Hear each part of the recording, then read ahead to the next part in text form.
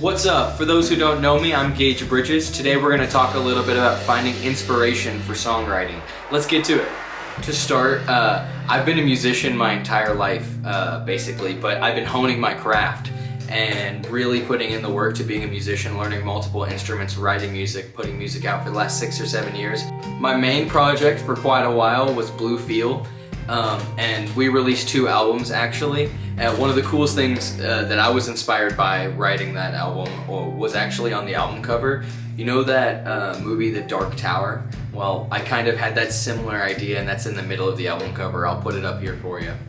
Another similar story is on the first album. There's a song called Aster, and there's these like bird noises, and I vividly remember what they sounded like, and I whistled them in Aster. And those are just a few examples, but let's get into it. Okay, so if we're talking inspiration, the true definition of inspiration is the process of being mentally stimulated to do or feel something, especially to do something creative.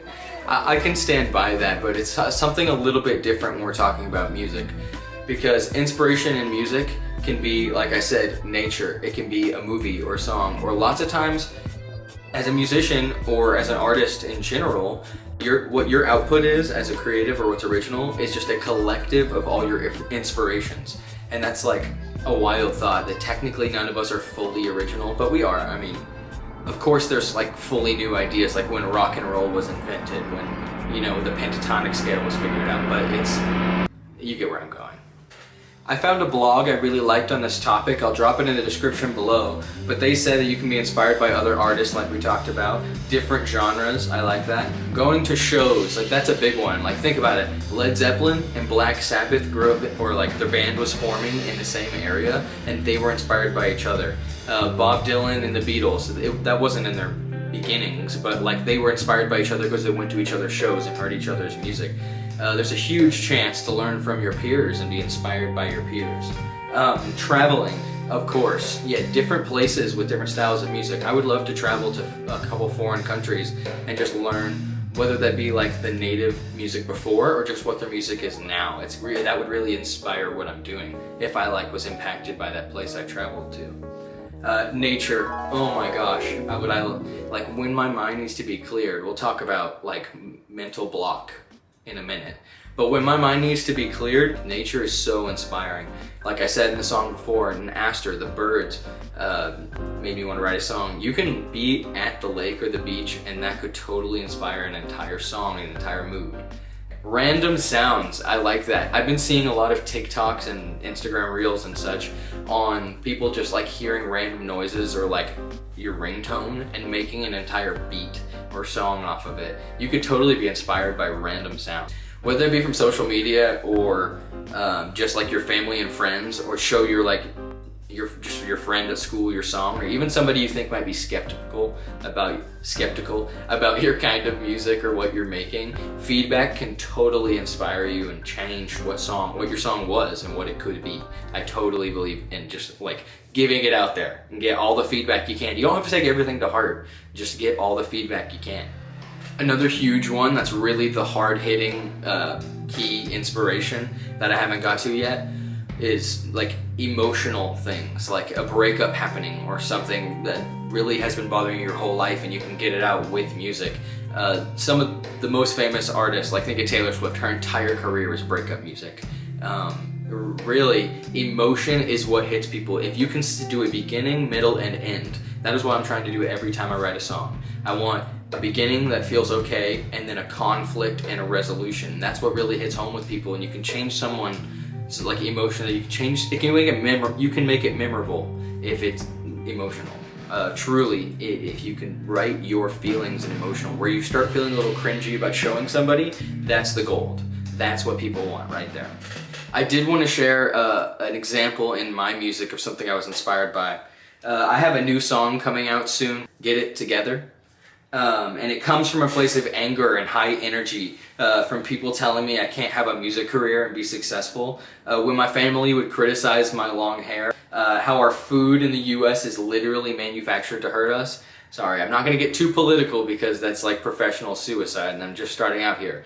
But Get It Together, it was inspired by my true feelings and my emotional response to stuff going on in my life. And it comes from anger, it comes from high energy, and really that's what hits hard. I have a link below where I found this, but the song It Ain't Me Babe came from She Loves You, yeah, yeah, yeah. And Come Together was inspired by Chuck Berry. The lyrics may have been gobbledygook, but the song's musical structure lent heavily on Chuck Berry's 1956 song You Can't Catch Me, with both songs containing the lyric Here Comes Old Flat Top. Now let's get into when you feel like you can't be inspired, or when you have writer's block, or what are some tricks to get you out of that. What really helps me to like get my creativity going is to go into a place that I'm not usually, where all the sound can go away, where I can just hear my thoughts. Sit with my keyboard, sit with my acoustic guitar, or even just sit with my thoughts, because sometimes you can hear it, sometimes you can just write it like poetry. It's being a story. Really feel to your core of what's going on in your life right now. If you want to write something that's going to affect people, write something about something you're experiencing. It's going to mean something to you. It's going to feel emotional when you go on stage, and it's going to mean something to them because they can see it means something to you.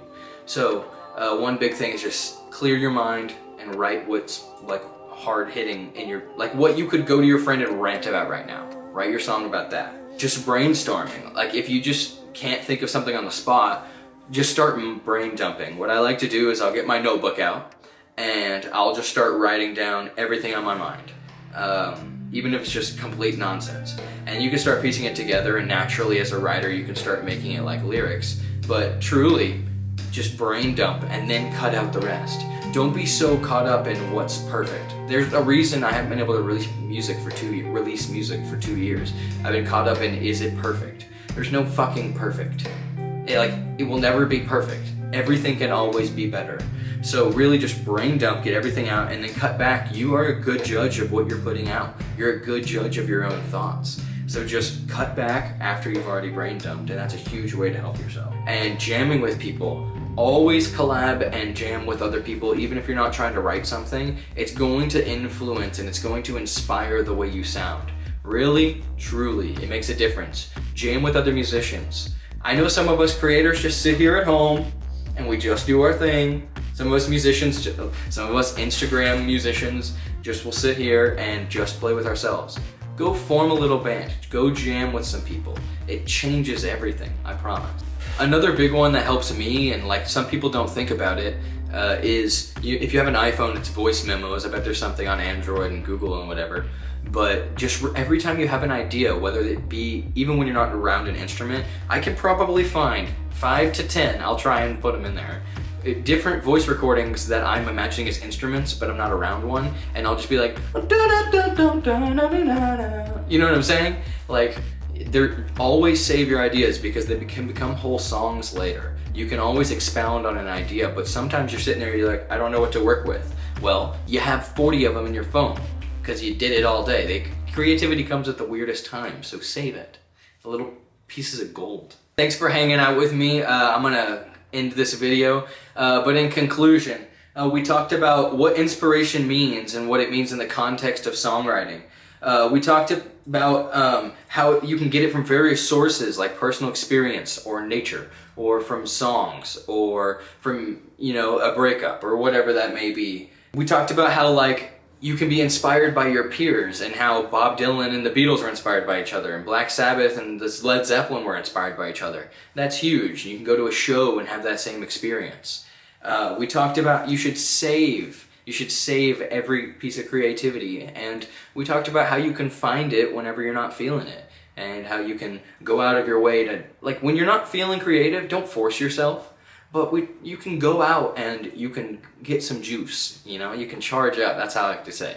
If my battery's low, I need to go charge up. I encourage you to find different kinds of inspiration that work for you. Let me know in the comments what works for you, or if anything I said helps. Well, thanks, have a good one, rock and roll.